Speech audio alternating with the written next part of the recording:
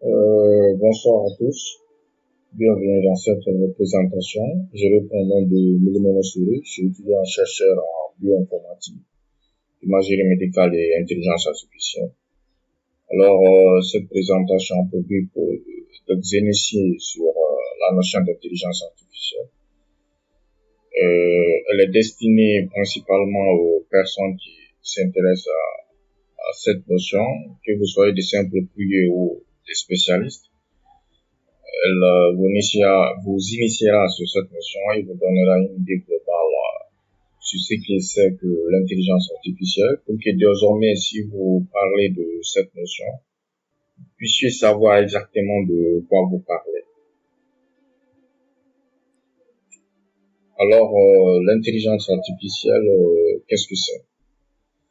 Le plus souvent, quand on parle d'intelligence artificielle, beaucoup pensent à la robotique. Bon, je dis ça par rapport aux questions ou aux différentes discussions dont j'ai eu à avoir avec plusieurs personnes qui n'étaient pas forcément assez renseignées sur le domaine. Alors, je vais enlever toute ambiguïté. L'intelligence artificielle, ce n'est pas forcément de la robotique. Voilà. La robotique, c'est une notion qui existe à part. Elle peut peut-être se servir de l'intelligence artificielle en fonction des besoins, ce n'est pas toujours le cas. Mais ce n'est pas obligé que ça soit forcément lié. Voilà.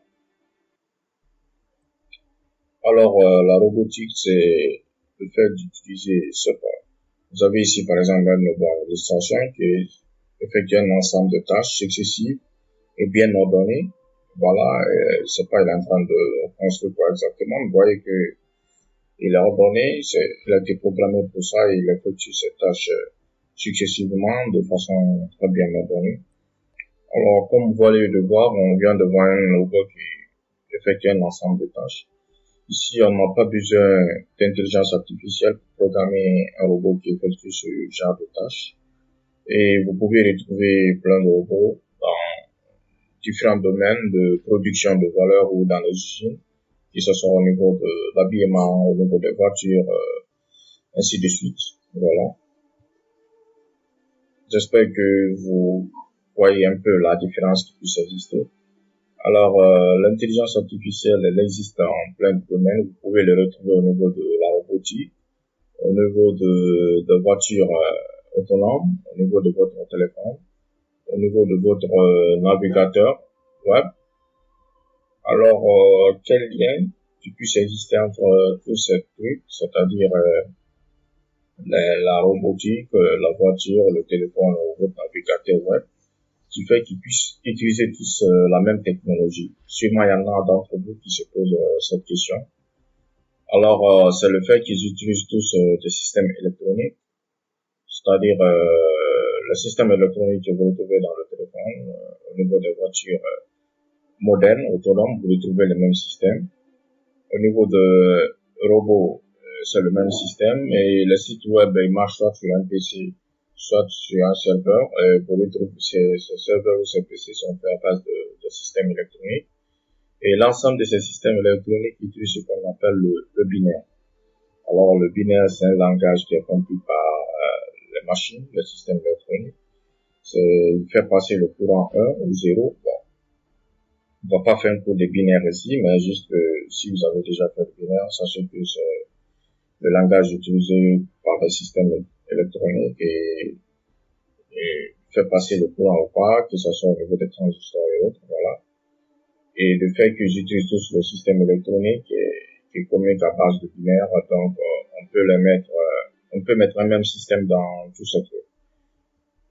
Alors, comment on met cela dans le binaire? On fait cela à travers ce qu'on appelle un algorithme. C'est quoi un algorithme exactement? Bon, vous pouvez trouver beaucoup de définitions sur Wikipédia ou sur d'autres sites web spécialisés dans les articles sur les technologies. Mais de façon générale, ce que moi je vais vous dire, c'est un ensemble de tâches ordonnées et précis dans le but d'effectuer une tâche, voilà, un ensemble de processus ordonnés et précis pour effectuer une tâche précise. Voilà, c'est pas une définition globale que j'allais donner compte de ce qu'est un algorithme. Je donne juste une petite idée dessus. Bon, je sais que quand je parle d'algorithme, un ensemble de tâches et tout ça, pour ceux d'entre vous dont c'est la première fois d'entendre ça, ils vont commencer à passer à un truc du genre, bon, rassurez-vous, c'est pas forcément ça, c'est pas toujours le cas que ça soit un truc du genre, bah, ça peut l'être, ici, c'est des formules au hasard, hein, voilà. C'est juste que généralement, quand on parle des mots techniques, il y en a qui commencent à imaginer des choses mathématiques assez complexes. Ouais, un algorithme, ça peut être assez complexe. Ça dépend de ce qu'on veut mettre en place, mais ça peut être aussi très simple, comme cet algorithme que vous allez voir tout à l'heure, qui calcule le PGCD entre deux entiers naturels. Alors, vous voyez, on calcule qui est supérieur entre A et B, et on calcule le reste. S'il est non nul, on, on revient, on refait ce calcul. Sinon, on trouve le plus grand commun diviseur de A et B. Voilà, donc, quel que soit A et B, hein, la valeur d'A et B. Vous voyez que à travers 1, 2, 3 commandes, et peut-être une commande pour le test, on arrive à calculer le PGCD de deux entiers naturels, quel que soit la valeur de A et B non nul. Voilà. Donc, ça permet de faire quand même un très gros calcul. Un peu de commandes. Voilà, c'est ça la force des algorithmes. Hein. Vous pouvez vraiment résoudre des exercices très complexes à travers différentes commandes, voilà, et différentes exécutions.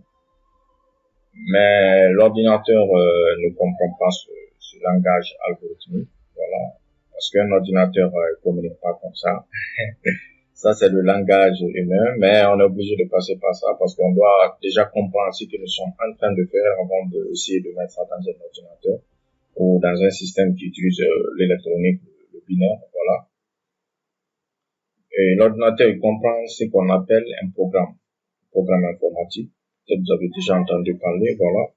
Donc, dans notre langage à nous, langage humain, on parle d'algorithmique.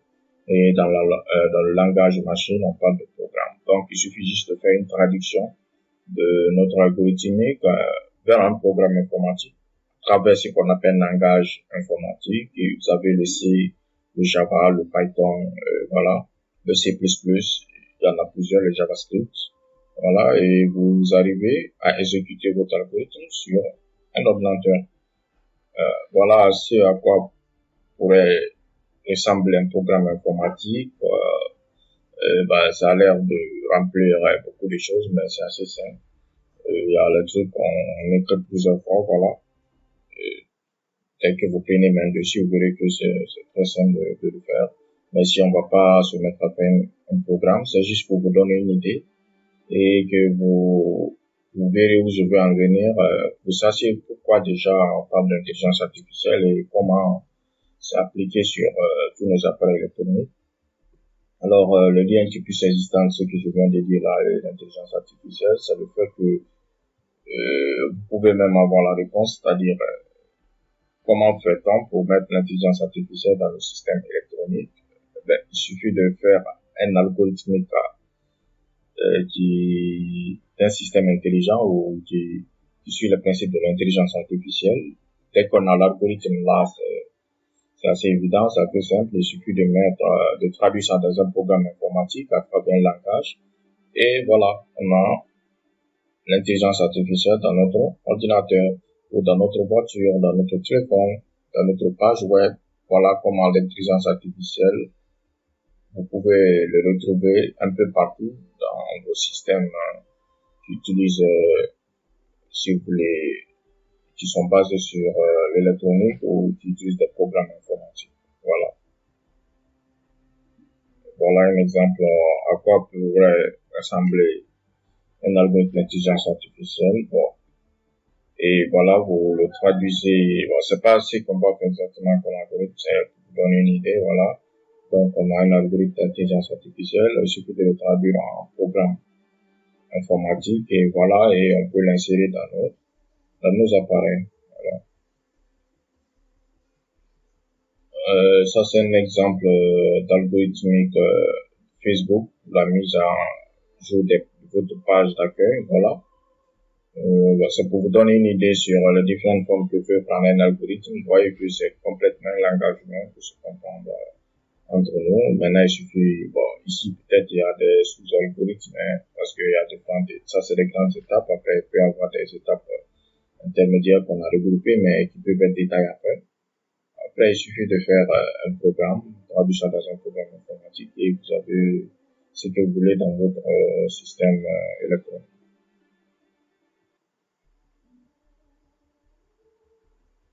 Alors, ces dernières années, vous entendez beaucoup parler de l'intelligence artificielle. Sûrement, vous vous demandez pourquoi j'entends plus parler ces 10-15 dernières années que les années précédentes. Est-ce qu'on a découvert de nouvelles formules mathématiques ou de nouvelles techniques qu'on ne connaissait pas avant? Qu'est-ce qui fait qu'on en parle beaucoup plus? Alors, généralement, les formules mathématiques sont plus ou moins les mêmes, hein, les méthodes mathématiques qu'on utilise et tout. C'est juste que le fait que vous entendez plus parler, c'est parce que pour qu'une intelligence artificielle puisse fonctionner correctement et nous donne de très bonnes prédictions, il faut ce qu'on appelle assez de données et des machines très performantes. Et c'est ce qui est arrivé les 40 ou les 20 dernières années, c'est-à-dire le nombre de données a beaucoup augmenté et la puissance des machines a augmenté. Donc, intuitivement, pour faire des programmes performants de prédiction, il serait préférable d'utiliser les systèmes à intelligence artificielle parce que on peut utiliser peut-être d'autres techniques, mais les systèmes à intelligence donnent les meilleures performances, en tout cas dans les dernières publications scientifiques dans ce cadre. Et mieux encore avant parce que on l'utilisait pas assez ou peu ou vous n'entendez pas trop parler parce qu'il n'y avait pas assez de données et les machines n'étaient pas aussi performantes. Donc forcément, quand vous l'utilisez, il ne peut pas vous donner des prédictions assez générales et assez bien précises. Voilà. Donc l'accès de données, vous avez ce qu'on parle de big data. Bon, c'est pas forcément ça le big data, c'est un peu plus profond que ça, mais on va retenir ici un très grand nombre d'ensembles de données. Voilà. Ce qui fait qu'on entend beaucoup plus parler de l'intelligence artificielle parce qu'on l'utilise beaucoup plus parce qu'on a assez de données. Et l'augmentation de puissance des machines. Voilà, par exemple, un exemple, Intel. Bon, tous ceux qui sont un PC, vous connaissez forcément Intel. Voilà, et la puissance, par exemple, ici, si on regarde le nombre de transistors, il est passé de 2300 à 1,1 million 400 000. Voilà, c'est assez beaucoup. Vous voyez, si vous utilisez vos programmes sur des anciens modèles et les modèles, ça c'est le modèle de 2012, 1 400 000. Étant donné que la puissance double, je pense, ou triple chaque année, j'ai oublié un peu cette statistique, mais ça veut dire qu'en 2022, là, et c'est encore plus performant, voilà. Donc forcément, c'est plus arrangeant d'utiliser des systèmes basés sur l'intelligence artificielle pour mettre des systèmes de prédiction en place et ça peut nous donner de meilleures performances. Voilà. Alors l'intelligence artificielle, vous le retrouvez un peu partout de nos jours. On peut le retrouver au niveau du transport, comme ce que fait Elon Musk, je pense Google aussi, voilà. Amazon peut-être, ouais, sûrement. Et beaucoup de startups orientées technologie dans le monde. Ils essaient de mettre éventuellement en place et ils utilisent des systèmes à intelligence artificielle. Au niveau de l'écologie, bien sûr, pour combattre le changement climatique, il y a des systèmes qui utilisent des algorithmes d'intelligence artificielle. Et même pour améliorer le climat ou faire des prévisions. Voilà. Au niveau des finances, c'est assez utilisé, c'est normal, il y a beaucoup de données qui sont générées. Au niveau de la géographie, peut-être pour votre localisation ou les recherches géographiques. Au niveau de l'industrie, vous avez ce qu'on appelle l'industrie 4.0. Les systèmes d'intelligence artificielle sont assez utilisés dans ce domaine. Au niveau de pages web, des sites internet, c'est également beaucoup utilisé. Et vous les retrouvez également au niveau des recherches scientifiques. Voilà, il y a beaucoup de publications scientifiques récentes qui utilisent les systèmes d'intelligence artificielle dans tous les domaines de sciences, hein, voilà, de façon diversifiée. Vous le retrouvez également au niveau de l'architecture. Vous avez les architectures modernes ou des logiciels d'architecture qui utilisent des systèmes d'intelligence artificielle hein, pour aider les architectes à mieux faire le travail ou leur donner un coup de main, comme vous voudrez. On les retrouve également au niveau de la médecine. Voilà. Voilà, je travaille également dans ce cadre. Par exemple, avec les images de malades de COVID-19 ou de cancer de sein, pour essayer d'identifier la maladie et trouver la zone de maladie, faire la prédiction des personnes malades, et donner même les catégories, c'est-à-dire à quel point la personne est malade. Hein, voilà, c'est assez puissant. Au niveau de la génétique aussi, on l'utilise au niveau des analyses génomiques ou protéomiques, même au niveau des médicaments, hein, voilà, on utilise aussi le système à intelligence artificielle, voilà, c'est assez utilisé. Bah, je pense que j'en ai donné assez d'exemples, vous le retrouvez presque dans tous les domaines de nos jours, voilà. Donc c'est important de savoir qu'est-ce que c'est, de quoi on parle, et d'avoir une idée générale sur comment ça fonctionne et comment se fait-il qu'il soit présent dans tous ces domaines, voilà. Alors, de façon générale, vous avez l'intelligence artificielle, l'apprentissage machine, apprentissage automatique, le machine learning. Et on a dit que pour utiliser le système d'intelligence artificielle dans nos appareils ou dans nos ordinateurs, on a besoin de ce qu'on appelle un algorithme d'intelligence artificielle.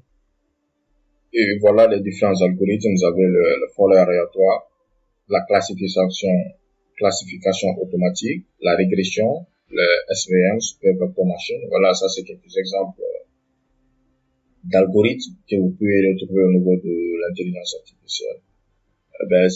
Si vous avez l'algorithme, il suffit de faire maintenant des programmes informatiques pour essayer de mettre ça au niveau de votre machine.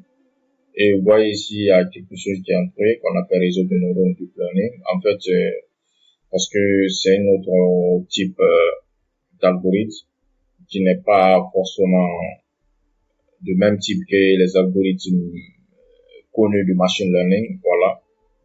Il y a une petite différence parce que contrairement au machine learning, les deep learning, ils utilisent ce qu'on appelle les réseaux de neurones. Voilà. C'est l'algorithme qu'ils utilisent pour faire les prédictions. Et il y a plusieurs types de réseaux de neurones. Il y a des réseaux de neurones récurrents, réseaux de neurones convolutionnels, voilà, et ainsi de suite. Ça, c'est différents types de réseaux. Maintenant, ces différents algorithmes, on l'utilise en fonction de nos besoins. Voilà. En fonction du problème posé, en fonction du besoin, on va choisir quel type d'algorithme utiliser, peut-être en fonction de notre expérience aussi, parce que plus on utilise ces algorithmes, mieux on sait quel type de données cet algorithme match mieux avec ce type de données par rapport aux autres. Voilà. Donc, les choses sont basées plus ou moins sur ça. Généralement, si on a un nouveau, on se réfère à ce que les autres font pour tel type de données. Je crois qu'ils utilisent ça parce que pour cela, il existe des articles scientifiques, hein, voilà.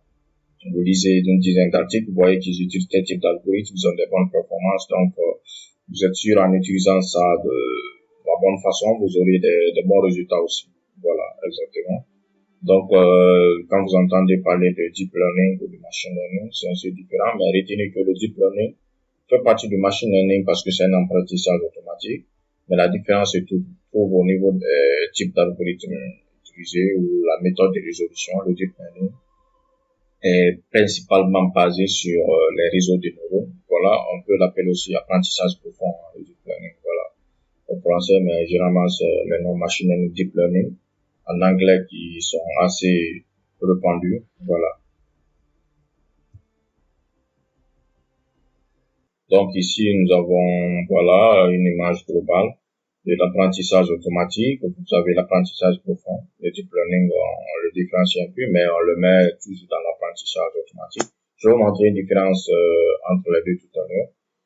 Et au niveau de l'apprentissage automatique, vous avez ce qu'on appelle l'apprentissage non supervisé et l'apprentissage supervisé. l'apprentissage par renforcement. Alors, la différence est assez simple, comme le nom l'indique.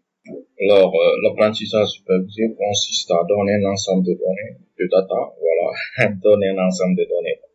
Donner le deuxième donnée data, voilà, un ensemble de data, de datasets, voilà.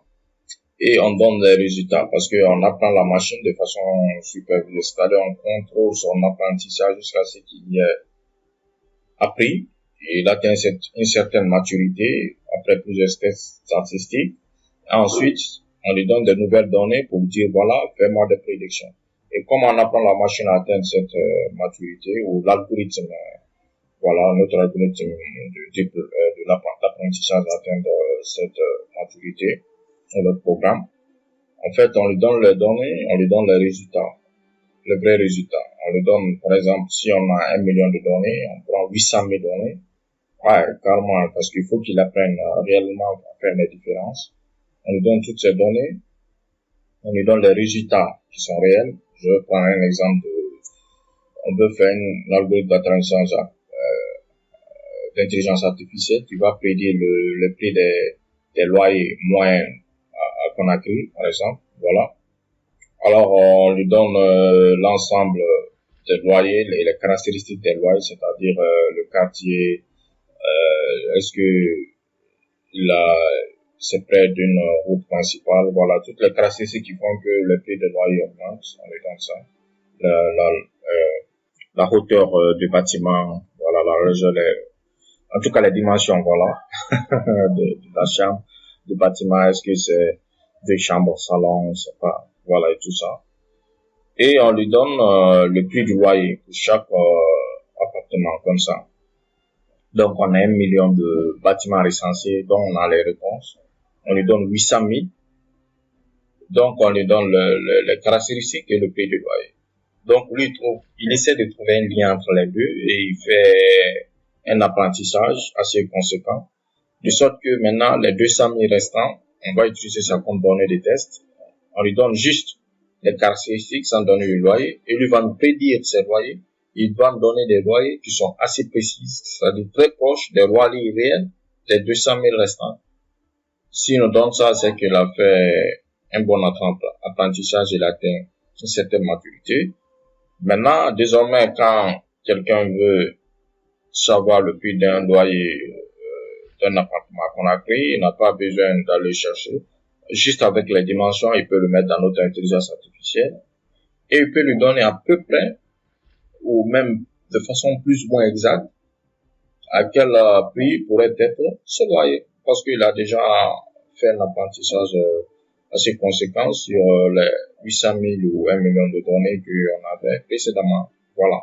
Vous voyez qu'on a besoin de beaucoup de données, 1 million. Parfois, on a besoin de plus, hein. Ça dépend de nos types de programmes pour que ça soit vraiment assez consistant et assez général. Voilà. Donc ici, vous avez un apprentissage supervisé. Voilà, au niveau de l'apprentissage automatique, par exemple, vous avez un exemple ici, le ciblage marketing. Voilà. On veut faire du ciblage marketing. Donc, on n'a pas besoin de faire une supervision au niveau de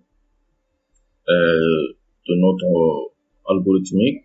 Voilà, il va apprendre au fur et à mesure des données et il va faire le ciblage. Voilà. Et parce qu'il n'a pas besoin de donner chaque fois des caractéristiques ou si vous voulez des features d'apprentissage pour performer notre algorithme. Il doit pouvoir le faire tout seul, se renforcer au fur et à mesure. À ne pas confondre avec l'apprentissage par renforcement. Ici, il apprend des tâches. Par exemple, la voiture autonome, on peut l'apprendre à conduire tout seul. Qu'est-ce qu'on fait? On met la voiture autonome en place, on place une caméra et un ordinateur avec un système d'apprentissage par renforçage installé dessus. Et la voiture commence la conduite. Et au fur et à mesure, par exemple, quand il y aura une déviation, fait un accident. Voilà, c'est évident. Mais jusque après cet accident, qu'est-ce qui va se passer? On va apprendre au système que le système va apprendre que voilà, c'est un échec. Donc, il faut un peu dévier quand on voit ce type d'itinéraire. il reprend la même itinéraire et arrivé, il commence à dévier un peu. Après, il tombe devant. Au fur et à mesure, donc, il augmente ses capacités et ses moyens. Et après plusieurs temps, ça prend du temps, bien sûr, bien évidemment. Si on choisit ce type d'apprentissage, et la voiture serait capable de conduire toute seule, voilà, exactement. Vous retrouvez au niveau des navigations robotiques aussi, l'apprentissage par renforcement des décisions en temps réel. Mais bon, en général, on peut utiliser des simulations aussi. Vous n'êtes pas obligé de mettre votre voiture dans les fossiles, voilà.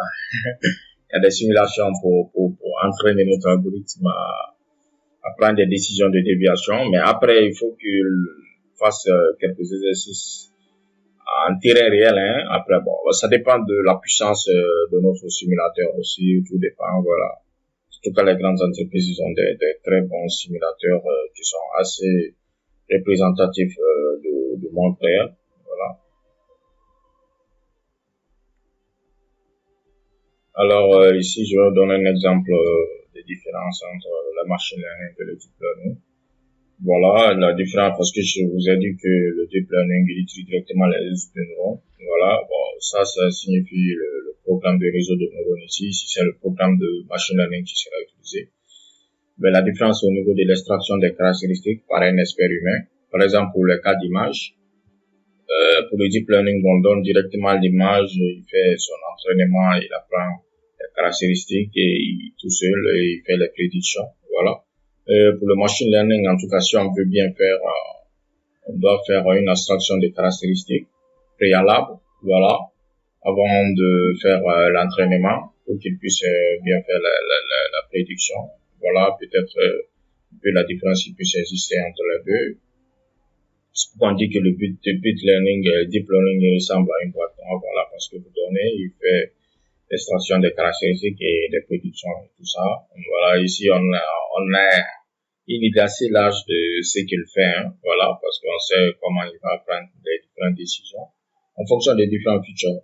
Par exemple, ici, la reconnaissance faciale. Alors, merci, c'est la fin de cette présentation. J'espère que cette présentation introductive vous a donné une idée assez large de ce que c'est que l'intelligence artificielle, du pourquoi vous entendiez parler de nos jours, et de pourquoi vous voyez que ça existe un peu partout, que ce soit dans les voitures, dans les téléphones, dans les smartphones, au niveau des hôpitaux, au niveau, je sais pas, de l'architecture un peu partout. Et j'espère que vous serez là pour la prochaine vidéo, parce que ce sera une série de vidéos, voilà, où on va introduire les différents algorithmes du machine learning, ensuite du deep learning, et donc on va essayer d'expliquer le maximum d'algorithmes que possible. Si vous avez envie d'apprendre cette technologie et l'appliquer dans votre domaine précis, vous pouvez suivre cette série de vidéos. Si vous êtes un simple étudiant qui veut en savoir un peu plus, même sur des algorithmes, mais pas forcément l'appliquer, vous pouvez le suivre aussi, parce que les explications seront assez, comment dire ça, pas élémentaire, hein, voilà, pas élémentaire, je veux pas dire élémentaire, seront assez compréhensibles pour tous ceux ou celles qui sont pas forcément des ingénieurs du domaine, voilà. Mais vous aurez une idée assez précise sur les différents algorithmes sans pour autant être forcément un expert, hein, ou vouloir être un expert. Et pour ceux ou celles qui voudront être des ingénieurs dans ce domaine, c'est-à-dire apprendre à développer ces algorithmes d'intelligence artificielle, comprendre les concepts mathématiques qui sont derrière et comment ces concepts marchent, peuvent continuer à suivre cette série aussi, parce que au niveau des sacs algorithmiques, la première moitié de la vidéo sera consacrée à une explication assez générale et globale pour une compréhension assez simple pour tout le monde. Et ensuite, la deuxième moitié de la vidéo sera consacrée sur la mise en place des solutions en temps réel avec une explication assez profonde sur les concepts mathématiques. Voilà. Donc, si vous avez besoin d'en apprendre plus, ou vous êtes étudiant qui applique ça, vous comprennent pas exactement comment ça marche, vous pouvez continuer à suivre cette série de vidéos. Voilà. J'espère que cette première présentation vous a plu. Merci, à la prochaine.